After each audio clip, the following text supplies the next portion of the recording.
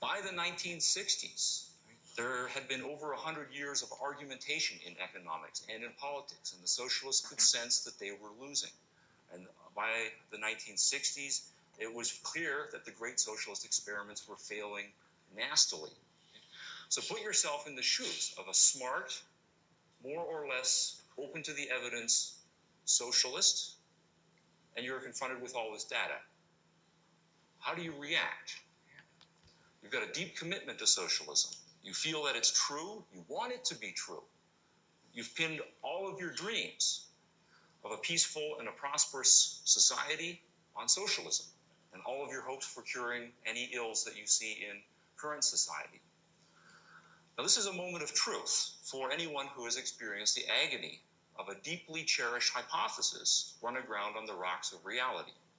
What do you do? Do you abandon your theory and go with the facts? Or do you find, or try to find, a way to maintain your theory and your belief in it? Now, there's a historically parallel example that I alluded to earlier, or yesterday, and I want to draw a parallel here. I think in the 1960s, the academic left was facing the same dilemma that religious thinkers were facing in the 1700s, the late 1700s. In both cases, the evidence was overwhelmingly against them. During the Enlightenment, religion's natural theology arguments were widely seen as being full of holes, and science was rapidly filling the gap. It was giving naturalistic and opposite explanations for the kinds of things that religion had traditionally explained. Religion was, again, in danger of being laughed out of intellectual debate. By the 1960s, the left's arguments for the fruitfulness and decency of socialism were failing in theory and practice, and capitalism was rapidly increasing everyone's standard of living and showing itself respectful of human freedoms. By the late 1700s, religious thinkers had a choice: accept the evidence and logic as the ultimate court of appeals, and thereby reject their deeply cherished religious ideals. Or, and here's the strategy, you can reject the idea that logic and evidence are the ultimate court of appeal. I had to deny knowledge, wrote Kant in the Critique, in order to make room for faith. Faith, writes Kierkegaard in Fear and Trembling, requires the crucifixion of reason. And so he proceeded to do that and glorify the irrational. The left thinkers of the 1960s faced the same choice. Confronted by the continuing flourishing of capitalism and the continued poverty and brutality, they decided, like Kant, to limit reason, to try to crucify it. And so Heidegger, coming along and exalting feeling over reason, is a godsend. Kuhn's theory-laden paradigms, Quine's pragmatic and internalist account of language and logic do the same thing. So the idea here is that the dominance in the academy of skeptical and irrationalist epistemologies provides the academic left with a new strategy. Confronted by ruthless logic, harsh evidence, they have a solution. That's only logic and evidence. Logic and evidence are subjective. You can't really prove anything. Feelings are deeper than logic. And my feelings say socialism. So that's my second hypothesis about the origins of postmodernism. And I call it the Kierkegaardian hypothesis. That socialism is the crisis of, postmodernism is the crisis of faith of the academic left. Its epistemology justifies taking a personal leap of faith and continuing to believe your socialist ideals. All right, so far what I've done is two things. I've tried to account for socialism's subjectivism and relativism on the one hand, and its monolithic left-wing politics on the other, saying that there's a deep connection between the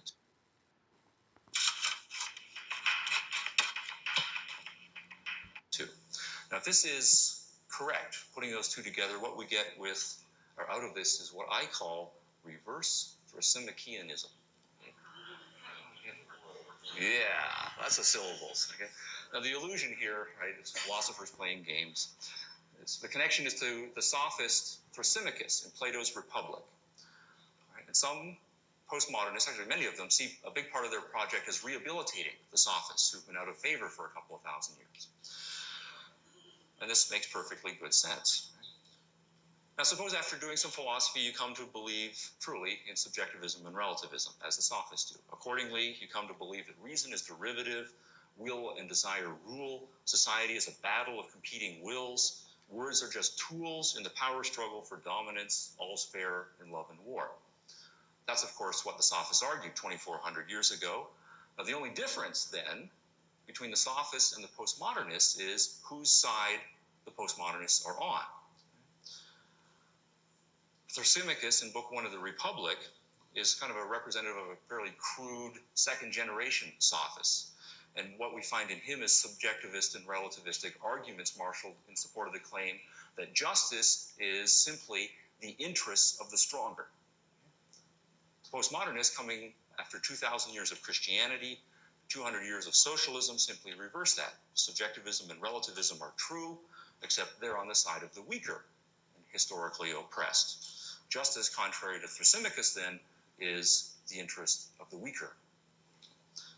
I like this hypothesis because I made it up. But I think it still leaves something out. And I think what it leaves out is some psychological components of postmodernism. The first part of the problem is that I find it hard to believe that the leap of faith goes down very far for most postmodernists. The average postmodernist is a very clever person, has a PhD in the humanities somewhere. So I find it tough to believe that, or to make psychologically real for myself, the kind of turning off of one's mind that would be necessary to make and sustain that leap of faith. Maybe I need to have an expanded understanding of psychology, but I think there's something else going on here. Let me give you some examples.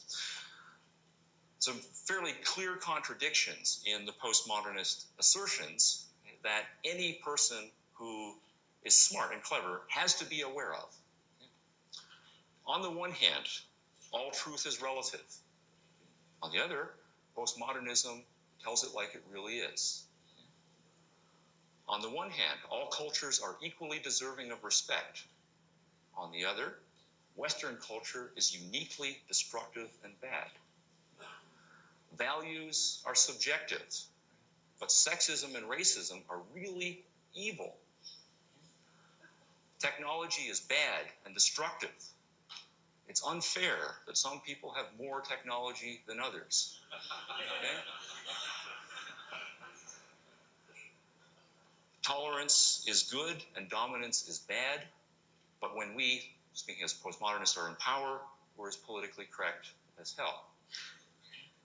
Now, there's a common pattern here. What you have is subjectivism and relativism in one breath, dogmatic absolutism in the next. Now, postmodernists are not stupid, so we can't just say they don't know that this contradiction exists. They're aware of the contradictions, right, and we're pointing them out to them all the time, right, all of the critics. Now, of course, you can say, kind of dismissingly, well, that's just a logical contradiction, right? And you've got all that stuff I took off that will comfort you in that. But I think it's one thing to say that, okay? And it's another thing to sustain it psychologically inside. So it makes me wonder, which side then of the contradiction is really deepest for a postmodernist? Is it the subjectivism and relativism, or is it the dogmatic absolutism? Is it they really believe in the relativism and occasionally lapse into absolutism, or is the absolutism deepest and the relativism is some sort of a tactical cover or other? Now, here's three examples. This time it's blatant clashes between theory, postmodernist theory, and historical fact. Postmodernists will say that the West is deeply racist, but they know very well that the West ended slavery for the first time, and that it's only in places where Western ideals are making inroads that racism is on the defensive. They will say that the West is deeply sexist, but they know very well that Western women were the first to get the vote, contractual rights, and that they have opportunities that most of the women in the world are still without. They will say that the Western capitalist countries are cruel to their poorer members, subjugating them, getting rich off them, but they know very well that the poor in the West are far, far richer than poor people in other countries, both in terms of material assets and in terms of opportunities to improve themselves. So there's something else going on here, definitely. I'm going to argue that most postmodernists don't really believe much of what they say, that the word games, the accusations, and that much of the use of anger and rage that is characteristic of their style is not a matter of using words to state things that they think are true, but rather of using words as weapons against an enemy that you still hope to destroy. Think of the use postmodernists will sometimes use of science, for example. You find fairly regularly Einstein's relativity theory. That shows everything's relative. Quantum mechanics shows that we can't know anything. Right? Chaos mathematics shows that the world is irrational. Right? Gödel's incompleteness theorem, right? We've heard of all of these things. Now, these are all cited as proving the postmodernist epistemology, but it's fairly clear, especially when you speak to people who enunciate these claims. Here you've got a graduate student in English literature, okay? Or some equivalent. Right? They don't know the science, okay? But they are citing the science. Now, there's a fun incident. Alan Sobel, a physicist, and Social Text, which is a postmodernist journal, and he wrote an article showing that all of the recent discoveries in physics prove inexorably that postmodernism is true. Submitted it, accepted, published, and it was all nonsense. Right? He just wrote it to show that postmodernists don't know anything about science and that they will just prove anything. Now, the reaction, they will just say anything, okay? Right? If it seems so. The reaction of the editors clearly shows this. They were not arguing, oh, no, we think that this interpretation of science is true. Right? They knew they had been caught out in a con game. So it can't be that they are publishing these words because they think they're true. They are using the words as a rhetorical weapon. Truth is not the issue here.